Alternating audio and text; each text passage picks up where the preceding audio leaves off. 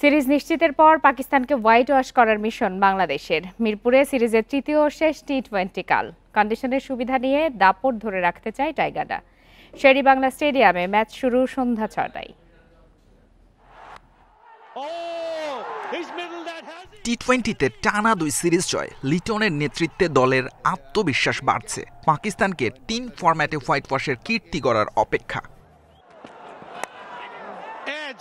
কিপিংয়ে দুর্দান্ত, অধিনায়কত্বেও মুনশিয়ানা লিটনের। তবে ব্যাটিংয়ে ধারাবাহিকতা নেই। শ্রীলঙ্কায় সিরিজ সেরা হয়ে পাকিস্তানের বিপক্ষে 2 ম্যাচেই ব্যর্থ। পারফর্ম করেই শেষটা রাঙাতে চাইবেন। টি-20তে এর আগে 3 ম্যাচের সিরিজে আয়ারল্যান্ড, ইংল্যান্ড ও উইন্ডিজকে হোয়াইট ওয়াশের রেকর্ড আছে টাইগারদের। সেই তালিকায় পাকিস্তানকে যুক্ত করতে লড়বে লিটনের দল। লাইটলি না, তবে হ্যাঁ, অবশ্যই আমরা ম্যাচ জেতার জন্যই যাব, কারণ উইন ইজ উইন। ওরাও খুব ভালো ফাইট করেছে, but end of the day আমরা ম্যাচ জিতেছি। কনফিডেন্সটা 4 ইন এ রো ম্যাচ জিতা, তো অবশ্যই আমাদের টার্গেট থাকবে ম্যাচ জিতা।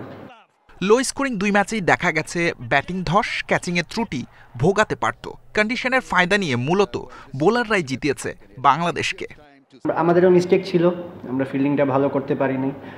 আসলে এই মোমেন্টগুলো সাডেনলি হয়ে গেছে, তো অ্যাজ এ টিম আমরা চাইবো নেক্সট টাইম এই জিনিসগুলো আরও ভালো করার।